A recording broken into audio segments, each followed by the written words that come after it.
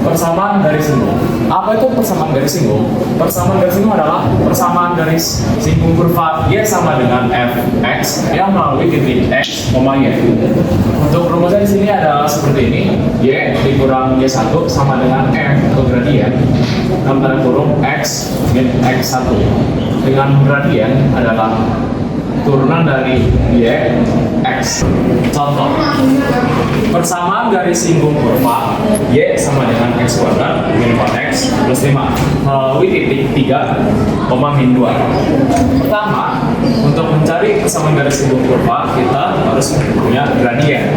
Untuk mencari gradien kita butuhkan turunan pertama dari y. Jadi y adalah x kuadrat x plus 5 diturunkan menjadi y turunan pertama sama dengan 2x min 4. Nah, dari sini kita bisa mencari gradiennya, yaitu dengan rumus m atau gradien sama dengan y turunan pertama kali 3. Kenapa 3? Karena rumusnya ini, y turunan pertama dikali x. Di sini x-nya adalah 3. Jadi turunan pertamanya adalah 2 dikali 3 min 4 sama dengan 2. Dari sini kita bisa mencari persamaan garis singgungnya, yaitu dengan rumus y dikurangi 1 sama dengan gradien dalam tanda kurung x dikurang x1. Y dikurang min 2 dapat dari sini y-nya sama dengan gradiennya 2, terus dalam tanda kurung x dikurang 3 min x1. X1-nya adalah ini.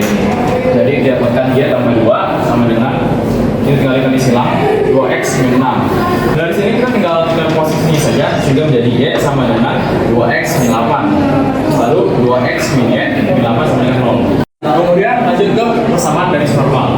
Definisinya adalah garis yang tegak lurus dengan garis singgung y sama dengan fx melalui titik x, y. Nah, untuk rumusnya sendiri adalah y dikurangi 1 sama dengan gradien dikalikan x min 1. Rumusnya sama dengan persamaan garis singgung, tapi yang membedakannya adalah gradiennya. Maka gradiennya di sini adalah min 1 per turunan y pertama kali x. Nah, untuk contohnya sendiri, persamaan garis normal kurva y sama dengan x kuadrat min 4x plus 5 yang melebihi titik 3, min 2. Nah, sama seperti cara pengerjaan persamaan garis itu, yang pertama kita cari adalah gradiennya.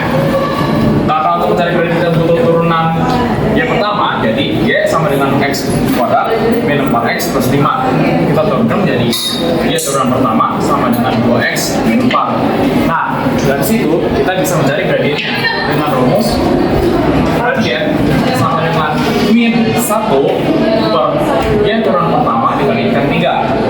3-nya dapat dari sini, dari x-nya. Karena rumusnya adalah y turunan pertama dikali x. Nah, sama dengan min 1 per 2 dikali 3 min 4. Sehingga dapatkan jawabannya adalah gradien sama dengan min setengah.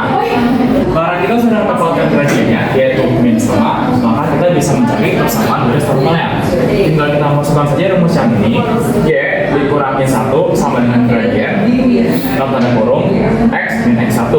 Tinggal kita masukkan saja angkanya, y dikurang y1-nya, yaitu ini min 2 sama dengan gradiennya min setengah dalam tanda kurung x min dikurang x1.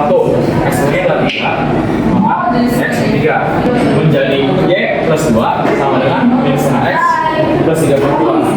Nah, di sini kan ada pecahan per 2 per 2. Agar per 2 per 2-nya ini hilang, jadi semuanya kita kalikan dengan 2. Sehingga menjadi 2y ditambah 4 sama dengan min x tambah 3. Nah, dari sini kita pindahkan saja posisinya jadi 2y ditambah 1 sama dengan min x. Kita pindahkan lagi posisinya sehingga menjadi x ditambah 2y sama dengan min 1. Dan kita pindahkan lagi posisinya menjadi x tambah 2y min 1 sama dengan 0.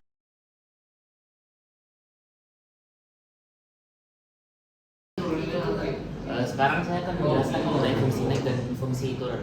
Jadi salah satu implementasi dari turunan adalah dapat mencari interval kapan suatu fungsi itu naik atau turun dalam grafik. Jadi dapat dilihat di sini dalam grafiknya fungsi tersebut akan turun apabila turunan pertama fx itu lebih kecil dari 0 dan grafik akan naik apabila turunan fx itu lebih besar dari 0. Dan dapat dilihat juga di sini syaratnya fx itu tidak turun dan naik apabila turunan pertama fx itu sama dengan 0. Jadi mari kita lanjut ke contoh soal. Jadi di contoh soal ini tentukan interval naik dan turun dari fungsi berikut. Jadi fungsinya itu x sama dengan x tambah 3 tambah 6x kuadrat min 15x plus 3. Pertama kita turunkan dulu menjadi 3x kuadrat plus 12x min 15. Lalu dibagi 3 menjadi x kuadrat plus 4x min 5. Lalu setelah itu kita faktorkan menjadi x plus 5 dan x min 1. Lalu kita mendapatkan nilai x-nya itu berupa min 5 dan 1. Lalu kita lanjut ke interval naik. Untuk mencari interval naik karena syaratnya itu fungsi turunan pertama fungsi x itu harus lebih besar dari 0. Jadi kita dapat membuat garis bilangan dan jika kita ingin mengetahui posisi mana plus minus ini, kita bisa menggunakan uji titik. Jadi di sini saya menggunakan uji titik 0 dimasukkan ke dalam turunan fungsi x. Jadi sama dengan 0 kuadrat ditambah 4 kali 0 dikurang 5. Jadi hasilnya min 5. Dan karena hasilnya itu min, artinya letak posisi 0 itu min. Karena 0 di sini, jadi pasti di sini min dan plus dan plus. Karena lebih besar, karena turunan fungsi x itu lebih besar dari 0, maka kita mengarsir bagian yang plus. Jadi ke kiri dan kanan. Lalu hasilnya adalah x itu lebih kecil dari min 5 dan x lebih besar dari 1. Itu untuk interval naik. Sedangkan untuk interval turunnya itu syaratnya adalah turunan fx itu lebih kecil dari 0. Maka kita akan mengarsir yang minus karena lebih kecil. Jadi hasilnya untuk interval turunnya adalah min 5 lebih kecil dari x, lebih kecil dari 1.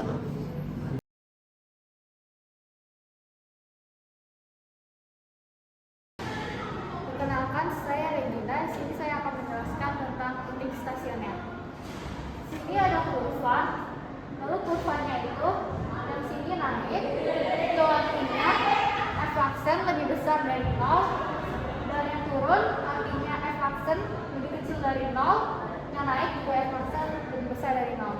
Nah, yang tidak naik dan tidak turun itu artinya adalah titik stasioner. Titik stasioner artinya f aksen sama dengan 0. Titik stasioner ada dua, yaitu ada yang maksimum, berarti yang paling atas, dan minimum yang paling bawah. Lalu kita langsung masuk ke contoh soal. Contoh soal adalah tentukan titik stasioner dan jenisnya dari fx sama dengan x pangkat 3 dikurang 6x kuadrat tambah 9x tambah 2. Cara jawabnya yaitu tinggal kita turunin fx-nya jadi 3x kuadrat min 12x tambah 9. Untuk mempermudah perfaktoran, kita bagi 3, jadinya x kuadrat min 4x tambah 3. Jadinya x min 1 dan x min 3.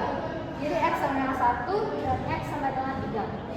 Lalu untuk mencari titik stasioner dari fx, itu kita ganti jadi f1 di sini, x-nya sudah ketemu jadi 1.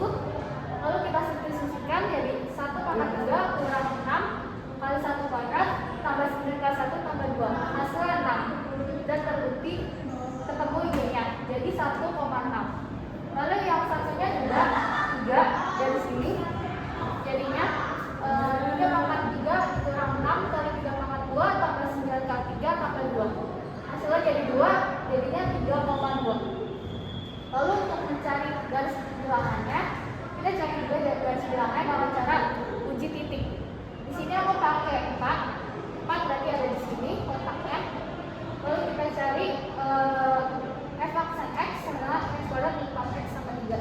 X nya kita ganti 4 jadi 4 kuadrat kurang 4 kali 4 tambah 3 jadi 3. Jadi di sini itu artinya 3 itu kan positif berarti plus, di sini min, di sini plus.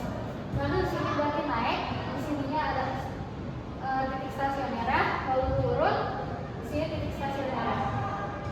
Lalu untuk garis kurvanya, tadi kan 1,6 dan 3,2. Ini 1,6, lalu 3,2 sini. Lalu ininya kan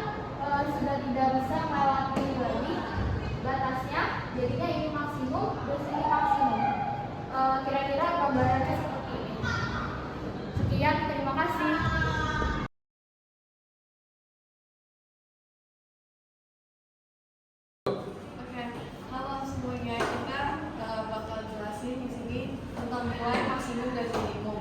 Jadi kita langsung masuk aja ke contoh soalnya. Nah, contoh soalnya yang itu kita ambil soalnya Y sama dengan 5x pangkat 3 minus 3x pangkat 5 dengan batasnya itu x lebih besar daripada min 2 sama x lebih kecil daripada 2. Oke, jadi ini kita turunin di ini. Jadi 15x pangkat 2 kurang 15x pangkat 4. Nah, terus ini kita jadiin 0 karena di sini ada rumus yang namanya y aksen sama dengan dx per dy sama dengan 0. Ini rumus stasioner. Nah, terus jadinya kan 0 sama dengan 15x pangkat 2 minus 15x pangkat 4. Terus dijadiin ini difaktorin, jadinya 0 sama dengan 15x pangkat 2 dikali 1 dalam kurung 1 minus x pangkat 2 tutup kurung. Nah, terus habis itu kita faktorin lagi yang nilai ini jadi kayak gini. Terus kita bakal ketemu x-nya itu x sama dengan 0, x sama dengan 1, sama x sama dengan min 1. Ini akarnya. Nah, terus habis itu kita lanjut ke yang sini. Di sini itu kita substitusiin akarnya ke soalnya yang ini.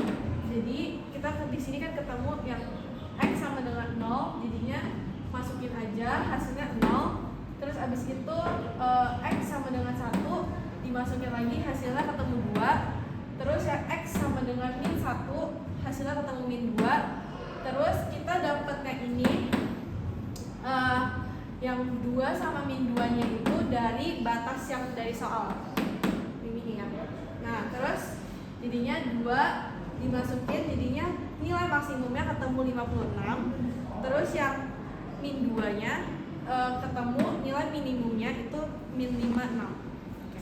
Terima kasih.